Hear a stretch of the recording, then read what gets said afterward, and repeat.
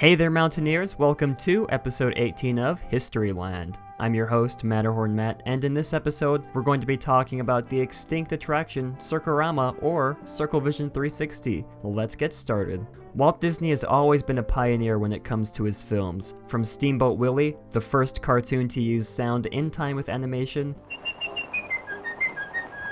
to Snow White and the Seven Dwarfs, the first feature-length animated film. Walt also used new technology to aid his films, like the multiplane camera and xerography, to filming models and tracing over them. However, there is one way of filming that has always seemed to get overshadowed by the rest, and that is Circarama. The origin for this film style dates all the way back to 1952, when a documentary called This is Cinerama was released that introduced American audiences to wide, multiple-screen format movies. This non-Disney documentary showed footage shot from a roller coaster, the cockpit of a swooping plane, and other dramatic locations, all projected on 3 connected screens that partially wrapped around the audience.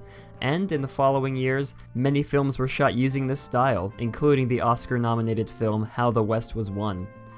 After This is Cinerama came out, an impressed Walt Disney decided he could make something even better than Cinerama, and had Disney legend John Hench draw up a concept art for the new theater idea.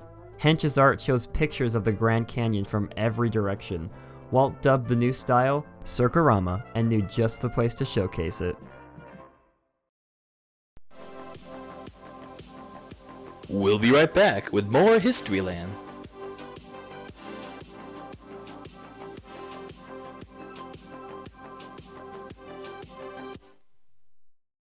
Ladies and gentlemen, boys and girls, presenting a spectacular entertainment adventure, Circus Fantasy at Disneyland. A colossal menagerie of elephants, clowns, and acrobats in an awe-inspiring, death-defying, breathtaking, spell-binding Disney extravaganza. The greatest show has come to the happiest place. Circus Fantasy at Disneyland.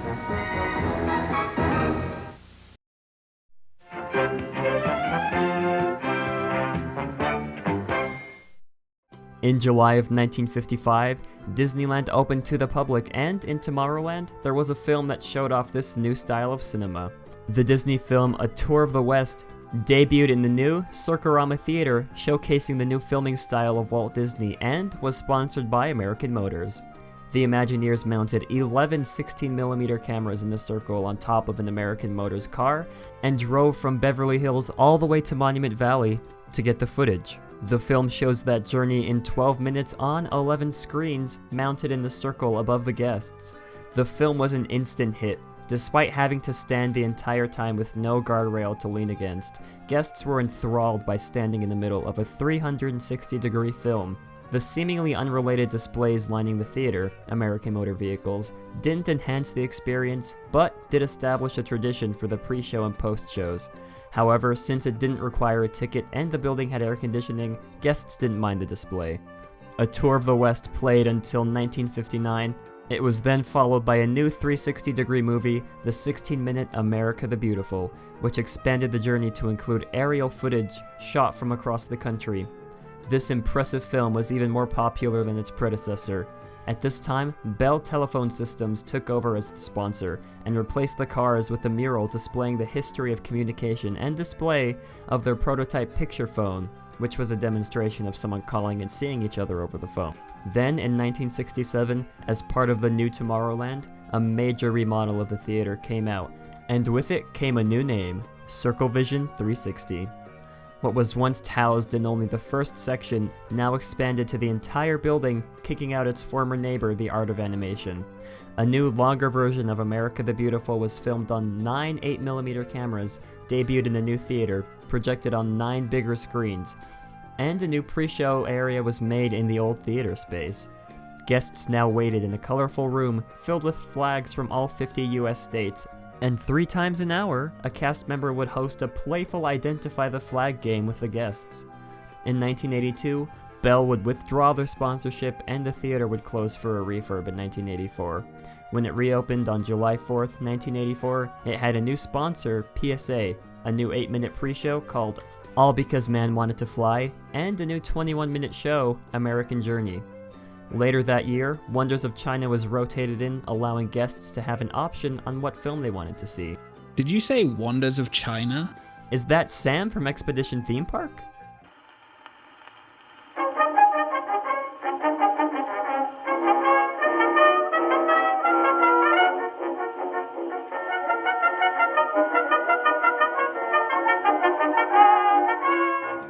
What are you doing here? Well, I'm doing a series all about Epcot over on my channel, so I thought I could give you a hand and explain the history of Wonders of China. Sure, go right ahead. Wonders of China originally debuted in the China Pavilion in its section of World Showcase and opened alongside Epcot on October 1st, 1982.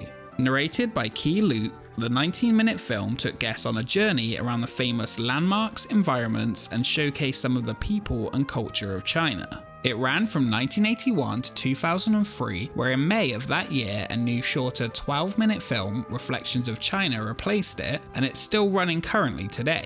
Disney are in the process though of updating this attraction again, and are currently filming a brand new movie to debut in the future.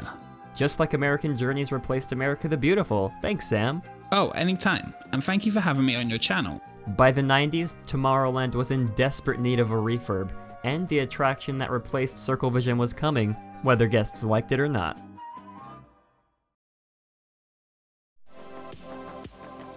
We'll be right back with more Historyland.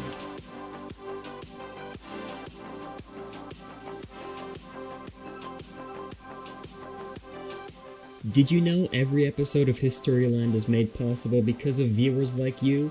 Thanks to Patreon, we can continue to make high-quality episodes you love, like this one. As always, you have access to our amazing Discord server and videos on YouTube, but for a bit more, you get access to the YODELER tier, which gives you sneak peeks of upcoming videos and your name in each Historyland video. In the Heralder tier, you get exclusive access to live tapings of Historyland and more behind-the-scenes goodies. And for just a bit more, our BOBSLEDER tier gives you access to have your voice in an episode of Historyland and have creative input on videos. Here's a special thanks to this month's patrons.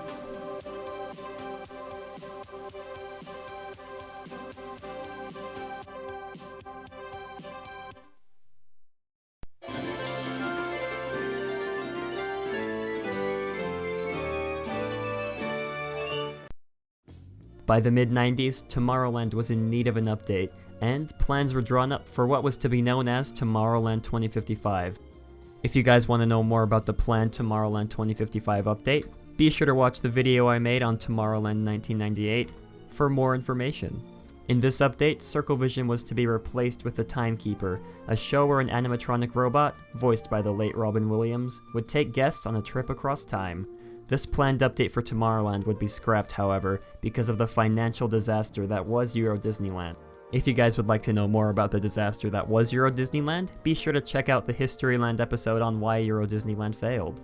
While Tomorrowland 2055 was scrapped, an update for Tomorrowland still needed to happen, so in 1997, Circle Vision would close, ending its 42-year run. In 1998, Tomorrowland would reopen and Circle Vision was gone, replaced by the queue for the rocket rods. If you guys would like to know the history and why the rocket rods failed, be sure to check out the Historyland episode on that. As guests would wait to board the new ride, they would pass by the old theater, which now displayed different films about transportation. However, rocket rods would close in April of 2001 after 2 terrible years in operation, and the old Circle Vision building sat empty. And after sitting empty for 4 years, Buzz Lightyear Astro Blasters would come in and take up residency in the former building in 2005. And now, guests spin around where the theater once was.